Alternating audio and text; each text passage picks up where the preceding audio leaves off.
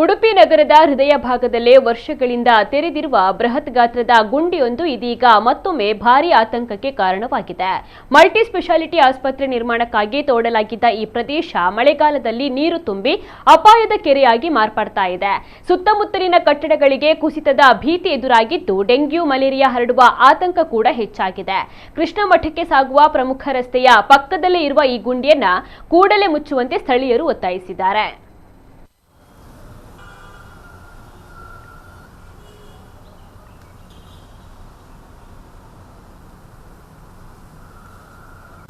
ಈಗ ಉಡುಪಿ ನಗರಸಭಾ ವ್ಯಾಪ್ತಿಯಲ್ಲಿ ತಾಯಿ ಮತ್ತು ಮಕ್ಕಳ ಆಸ್ಪತ್ರೆಯ ಎದುರಿಗೆ ಮುಂಭಾಗ ಸುಮಾರು 1-2 ಎಕರೆ ಜಾಗದಲ್ಲಿ ಈ ಹಿಂದೆ ಹೆರಿಗೆ ಆಸ್ಪತ್ರೆ ಇತ್ತು. ಅದನ್ನು ಏನು ಖಾಸಗಿಯವರಿಗೆ ವಹಿಸಿಕೊಟ್ಟು ಅದನ್ನು ಕೆಡವಿ ಈಗ ದೊಡ್ಡ ಹೊಂಡದ ರೀತಿಯಲ್ಲಿ ಮಾಡಲಾಗಿದೆ. ಅದು ಈಗ ಮಳೆಗಾಲದಲ್ಲಿ ಇನ್ನು ಮಳೆಗೆ ಬರುವ ಸಂದರ್ಭ ಅಥವಾ ಈ ಹಿಂದೆ 3-4 ವರ್ಷದ ಹಿಂದೆಯೂ ಕೂಡ ಮಳೆಗಾಲ ಬರುವ ಮೊದಲು ನಾವು ಅದಕ್ಕೆ ಬೇಕಾಗುವಂತಹ ಕಾನೂನು ಪ್ರಕಾರ ನಾವು ಪ್ರತಿಭಟನೆಯನ್ನು ಮಾಡಿದ್ದೇವೆ. ಹಾಗಿರುವಾಗ ಅದರಲ್ಲಿ ಏನು ಅಂತ ಹೇಳಿದ್ರೆ ಈಗ ಈ ಹೊತ್ತಿಗೆ ಅಲ್ಲಿ ಸೊಳ್ಳೆಗಳ ಕಾಟ, ಬಹಳಷ್ಟು ರೀತಿಯ ತೊಂದರೆ ಅನುಭವಿಸುವಂತಹ ಜನರು ಆ ಪರಿಸರದವರು ಇದ್ದಾರೆ.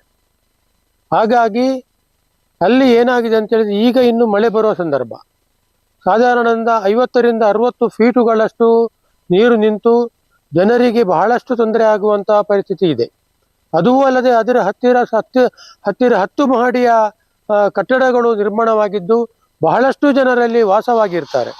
ಏನಾದರೂ ಅನಾಹುತ ಆದರೆ ಆ ಕಟ್ಟಡವನ್ನು ಏನಾದರೂ ಕುಸಿದು ಬಿದ್ದು ಅಥವಾ ಏನಾದರೂ ಅನಾಹುತ ಆದರೆ ಬಹಳಷ್ಟು ಸಾವು ನೋವುಗಳನ್ನು ಕಂಡು ಬರುವಂತಹ ಸಾಧ್ಯತೆಗಳು ಜಾಸ್ತಿ ಇವೆ.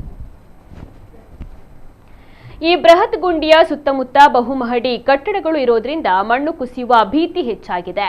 ಈಗಾಗಲೇ ಕೆಲವು ಭಾಗಗಳಲ್ಲಿ ಮಣ್ಣು ಜಾರ್ತಾ ಇರುವಂತಹ ದೃಶ್ಯಗಳು ಸ್ಥಳೀಯರಲ್ಲಿ ಆತಂಕವನ್ನು ಮೂಡಿಸಿವೆ. ಇದು ಕೇವಲ ಕಟ್ಟಡಗಳಿಗೆ ಮಾತ್ರವಲ್ಲ, ಸಾರ್ವಜನಿಕರ ಜೀವಕ್ಕೂ ಕೂಡ ಅಪಾಯಕಾರಿಯಾಗಿದೆ.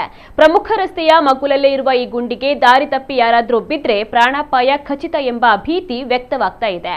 ಮಳೆ ನೀರು ನಿಂತು ಡೆಂಗ್ಯೂ ಹಾಗೂ ಮಲೇರಿಯಾ ಹರಡುವ ಆತಂಕ ಕೂಡ ಹೆಚ್ಚಾಗಿದೆ.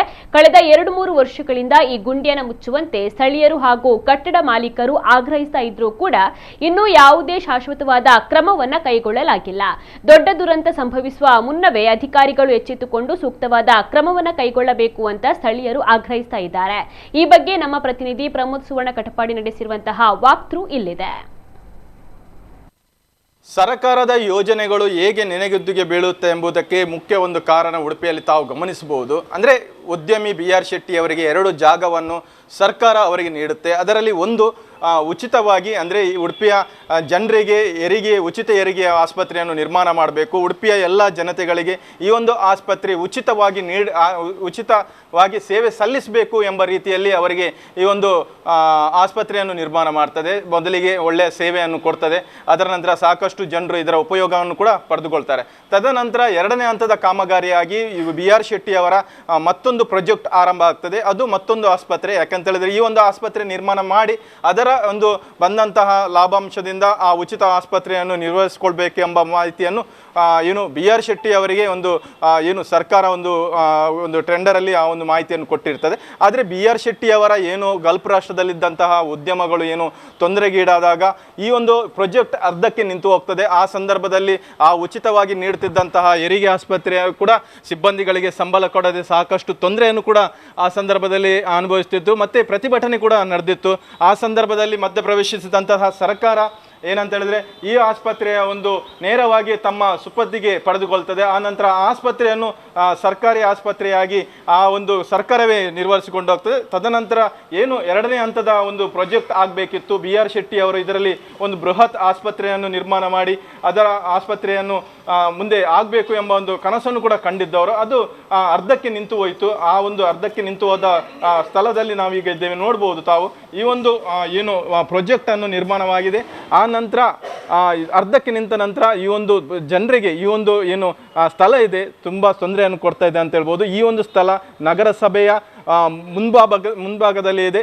ಈ ಒಂದು ಮಳೆಗಾಲ ಆರಂಭವಾದಾಗ ಇದರಲ್ಲಿ ತುಂಬ ನೀರು ನಿಂತು ಸಾಕಷ್ಟು ಜನರಿಗೆ ಒಂದು ತೊಂದರೆ ಉಂಟಾಗ್ತದೆ. ಆ ಸಂದರ್ಭದಲ್ಲೂ ಕೂಡ ಸ್ಥಳೀಯ ಸಾರ್ವಜನಿಕರಿರ್ಬೋದು, ಸಮಾಜ ಸೇವಕರಿರ್ಬೋದು ಪ್ರತಿಭಟನೆ ಮಾಡಿ ಸರ್ಕಾರದ ಮತ್ತು ನಗರಸಭೆಯ ಒಂದು ಗಮನವನ್ನು ಕೂಡ ಸೆಳೆದಿದ್ದರು. ಆದರೆ ಸದ್ಯಕ್ಕೆ ಈ ಒಂದು ಏನು ಪ್ರಾಜೆಕ್ಟ್ ಇದೆ ಅದನ್ನು ಕಂಪ್ಲೀಟ್ ಆಗಿ ಇದನ್ನು ಮುಚ್ಚುವುದು ಇಲ್ಲದೆ ಮುಂದುವರಿಸಿಕೊಂಡು ಹೋಗುವಂಥ ಯಾವುದೇ ಲಕ್ಷಣಗಳು ಕಾಣ್ತಾ ಇಲ್ಲ.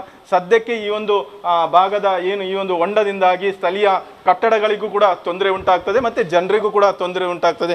ಯಾಕಂತ ಹೇಳಿದ್ರೆ ಇಲ್ಲಿ ತಾವು ಗಮನಿಸಬೇಕು, ಈ ಒಂದು ನೀರಿನಿಂದಾಗಿ ಸಾಂಕ್ರಾಮಿಕ ರೋಗ ಕೂಡ ಹರಡುವ ಭೀತಿ ಕೂಡ ಇರುವುದರಿಂದ ಮತ್ತು ಈ ಭಾಗದಲ್ಲಿ ಸಾಕಷ್ಟು ಏನು ಕಟ್ಟಡಗಳು ಕೂಡ ಇರೋದರಿಂದ ಅದಕ್ಕೂ ಕೂಡ ತೊಂದರೆ ಆಗುತ್ತೆ ಎಂಬ ಒಂದು ಕೂಡ ಮಾಹಿತಿ ಕೂಡ ನಗರಸಭೆಗೆ ಜನರು ನೀಡಿದ್ದಾರೆ. ಆದರೆ ಸದ್ಯಕ್ಕೆ ಯಾವುದೇ ಒಂದು ರೀತಿಯ ಈ ಒಂದು ಸಂಪೂರ್ಣ ಮಾಡುವಂಥದ್ದು, ಅದಕ್ಕೆ ಒಂದು ಶಾಶ್ವತವಾದ ಒಂದು ಪರಿಹಾರ ಮಾಡುವಂಥದ್ದು ಸರ್ಕಾರ ಮಾಡ್ತಾ ಇಲ್ಲ, ನಗರಸಭೆ ಮಾಡ್ತಾ ಇಲ್ಲ ಎಂಬ ಒಂದು ಗಮನ ಕೂಡ ಹರಿಸಬೇಕಾಗಿದೆ. ಉಡುಪಿಯಿಂದ ಪ್ರಮೋದ್ ಸುವರ್ಣ, ನಮ್ಮ ಕುಡ್ಲ 24x7.